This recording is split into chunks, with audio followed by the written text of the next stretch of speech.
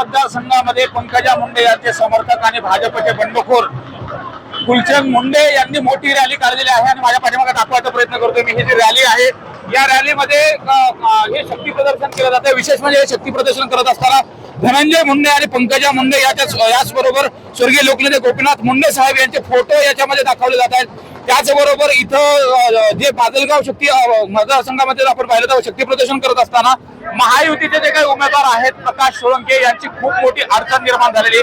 विशेष म्हणजे पंकजा मुंडे आणि धनंजय मुंडेचे फोटो असल्या कारणानं या उमेदवाराकडे लक्ष दिलं जातं। काय सांगाल तुम्ही, कुठले मुद्दे घेऊन या प्रचारात उतरताय, कशा पद्धतीने प्लॅनिंग केलंय? एक बहुजनांचा आणि माजलगाव मतदारसंघाचा सर्वांगीण विकास करण्यासाठी ही निवडणुकीमध्ये उतरलेलं आहे।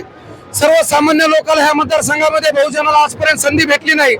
ज्या ठिकाणी सर्वसामान्य लोक 18 पगड जातीतले घेऊन काम करण्याची शिकवण स्वर्गीय लोकनेते गोपीनाथरावजी मुंडे साहेब यांनी आम्हाला दिली, ते विचार संपवण्यासाठी आता हे कुठेतरी प्रस्थापित लोक जाणीवपूर्वक आमच्या नेत्या पंकजाताई मुंडे यांचा पराभव तर केलाच, परंतु त्या पराभवाचा वचपा आम्ही काढूच। पण सर्वसामान्य 18 पगड जातीतील लोक आपण जर बघितलं की यांचा इतका संताप या प्रस्थापित लोकांच्या विरोधात तयार झालेला आहे की त्यांना आता त्या सर्वसामान्यातला जो सुखादुखाला आपल्याला ओळख देईल, आपल्या संकटाच्या वेळी उभा राहील आणि 18 पगड जातीतील गाववाडी वस्ती तांड्यावरील कामे प्रश्न सोडविल, रस्त्याचे, पाण्याचे, नालीचे, ह्याच्यासाठी आज आपल्याला या निवडणुकीला सामोरे जायचे। मात्र नेमकं पंकजाताई असतील त्यांनी देखील सांगितलं की मी महायुतीच्या उमेदवाराचाच फक्त प्रचार करणार, मी माझा जो धर्म आहे तो निभावणार आहे। मग नेमकं या ठिकाणी आता ताईंचा फोटो वापरताय, धनुभाऊचा फोटो वापरताय, हे नेमकं कशामुळे वापरलं जाते? आम्ही पक्ष म्हणून ताईला समजत नाहीत, पक्ष म्हणून मुंडे साहेबांना समजत नाहीत। आम्ही स्वर्गीय लोकनेते गोपीनाथरावजी मुंडे साहेबांना मानणारी लोक आहेत। आम्ही आदरणीय नेते आमच्या पंकजाताई मुंडे यांना व्यक्तिनिष्ठ म्हणून आम्ही मानणारे लोक आहेत। पक्ष आम्हाला त्यानंतर आहे, आमच्या नेत्यात आमचा अधिकार आहे, आमच्या घरातल्या प्रमुख आहेत म्हणून आमचा तो अधिकार आहे, आम्ही तो वापरणार आणि तो आम्ही जाहीररित्या सांगतो। मात्र आपण जर बघितलं तर माजलगाव मतदारसंघामध्ये अनेक वर्षापासून इथं सोळंके कुटुंबाची सत्ता आहे। नेमकं काय झालं, कशा पद्धतीने झालं, तुम्हाला बंडखोरी का करावं लागली? या ठिकाणी आपण जर बघितलं असेल की माजलगाव मतदारसंघातली आजपर्यंत भारतीय जनता पार्टीला स्वर्गीय लोकनेते गोपीनाथरावजी मुंडे साहेब यांच्या विचारसरणीला मानणारा मतदार आहे, परंतु कुठेतरी या महायुतीमध्ये ही जागा भारतीय जनता पार्टीला पंकजाताईच्या सोबत न सोडता त्या ठिकाणी राष्ट्रवादी काँग्रेस पार्टीला सोडली, ज्यांनी उभी हयात स्वर्गीय लोकनेते गोपीनाथरावजी मुंडे साहेब यांच्या सोबत गद्दारी करून त्यांच्या विरोधात केली आणि सर्वसामान्य कार्यकर्त्याला या ठिकाणी त्रास द्यायचं, खोटे नाटे गुन्हे दाखल करायचे। 18 पगड जातीतील मुलावर या ठिकाणी आपण बघितलं असेल खोटे नाटे गुन्हे दाखल करून त्यांना 2-2 महिने फरार ठेवलं, जेलमध्ये पाठवलं, त्यांचं करिअर उद्ध्वस्त करणाऱ्या या प्रस्थापित आमदाराला या ठिकाणी पराभव करण्यासाठी सर्वसामान्य लोकांनी या ठिकाणी मला उभा राहण्यासाठी आग्रह केला आणि त्यांच्या आशीर्वादाने मी या ठिकाणी उभा आहे। मात्र लोकसभा निवडणुकीमध्ये आपण बघितलं होतं या पद्धतीने वातावरण तयार झालं, मग या मतदारसंघामध्ये जे प्रस्थापित नेते होते त्यांनी काम केलं नाही का आणि पंकजाताईंच्या पराभवासाठी कोण जबाबदार आहे? पंकजाताई मुंडे यांच्या पराभवासाठी सर्वसामान्य जनता या ठिकाणी नाहीये जिम्मेदार, परंतु त्याच्यासाठी जिम्मेदार जे या विधानसभा माजलगाव मतदारसंघात उभा राहिलेली लोक आहेत ती लोक या ठिकाणी जिम्मेदार आहेत। त्यांनी जाणीवपूर्वक सोबत राहून पाठीत खंजीर खुपसायचं काम केलं।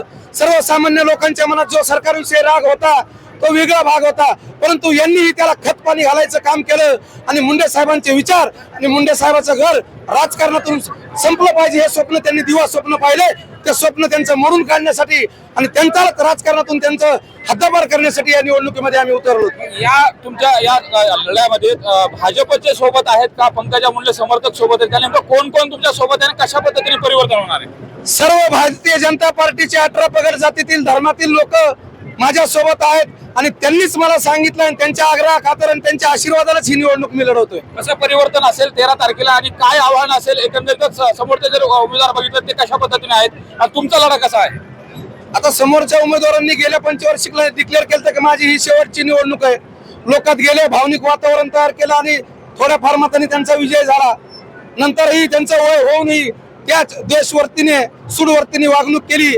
आपण जर बघितलं या तिन्ही तालुक्यात मतदारसंघात कुठेही रोड दिसणार नाहीत, कुठेही लोकांना वीज दिसणार नाही, म्हणजे इतके हाल या मतदारसंघाचे आमदारांनी करून ठेवलेले आहेत। त्याच्यामुळे आता आपल्याला हा बदल करावा लागणार आहे। एक नवयुवकांच्या तुमच्या घरातला लेख, तुमच्या घरातला भाऊ या ठिकाणी नवयुवकाला संधी देऊन तुम्हाला आता या ठिकाणी सहकार्य करून आशीर्वाद करून निवडून द्यावा लागणार आहे। मात्र अनेक वेळा अशा मुंडे समर्थकांना घोषणा दिल्या जात होत्या, मुंडे साहेबांचा बालेकिल्ला, खरंच बीड जिल्हा आज भाजपचा आणि मुंडे साहेबांचा बालेकिल्ला राहिलाय का, ते राहण्यासाठी कशा पद्धतीने प्रयत्न करा? मुंडे साहेबांचा बालेकिल्ला बीड जिल्हा होता आणि आहे आणि तो राहील हे दाखवण्यासाठी सर्वसामान्य जनतेने ही निवडणूक हातात घेतली आहे आणि मुंडे साहेबांचा विचाराचा पाईक म्हणून, त्यांचा कार्यकर्ता म्हणून, त्यांचा प्रतिनिधी म्हणून हा बालेकिल्ला दाखवण्यासाठीच ही निवडणूक आम्ही लढवतोय. नेमकं काय स्वप्न पाहिलं तुम्ही या मतदारसंघासाठी आणि ते कशा पद्धतीने पूर्ण करणार आहेत? आणि नेमकं एकूणच जर बघितलं आपण, पंकजाताई आता विरोधी उमेदवाराचा प्रचार करण्यासाठी येणार आहेत, धनुभाऊ विरोधी उमेदवाराचा प्रचार करण्यासाठी येणार आहेत, मग लोकांमध्ये कन्फ्युजन नाही का तयार होणार? नेमकं कसं पर्याय असेल? लोक हुशार आहेत, लोकांना माहिती आहे प्रचार एक प्रोसेस असते. ज्या पद्धतीने महायुतीचा धर्म म्हणून त्यांना नामदार धनंजयजी मुंडे साहेब असतील, पंकजाताई असतील, यांना त्या सभा घ्यावाच लागतील. परंतु आता ती आवश्यकता लोकांना समजून सांगायची गरज राहिली नाही.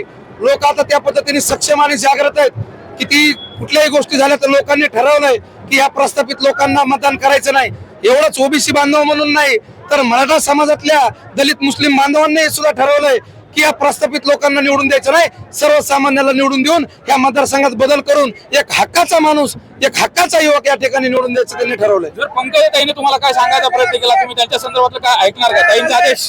ताईंचा आदेश आम्हाला अंतिम असतो, पण ही निवडणूक त्यांचा आशीर्वाद घेऊनच आम्ही लढवतोय. कारण ते आमच्या कुटुंबातील सदस्य आहेत, आमच्या कुटुंब प्रमुख आहेत आणि कुटुंबातलं ज्या गोष्टी असतील ते आमचं आदरस्थान आहे, श्रद्धास्थान आहे. परंतु एकदा एखादी निवडणूक लढवायची असेल तर त्या ठिकाणी साहजिक ज्या दिवशी मी या ठिकाणी निवडून येईल त्या दिवशी पहिल्यांदा ताईंच्या हातानेच ओवाळणी करून दर्शन करून घेईल. आपण पाहतोय हे बंडखोर भाजपचे आमदार आहेत आणि ही जी पाठीमागचं शक्ती प्रदर्शन पुन्हा एकदा दाखवायचा प्रयत्न करतोय. ज्या पद्धतीने माजलगाव शहरामध्ये रस्त्यावरती आपण पाहतोय धनंजय मुंडे यांचा फोटो आहे, त्याचबरोबर पंकजाताई यांचा फोटो आहे, मुंडे साहेबांचा फोटो आहे. मोठ्या प्रमाणात जे शक्ती प्रदर्शन आहे ते केलं जात आहे. त्यामुळे साहजिकच महायुतीचे जे काही उमेदवार आहेत त्या महायुतीच्या उमेदवार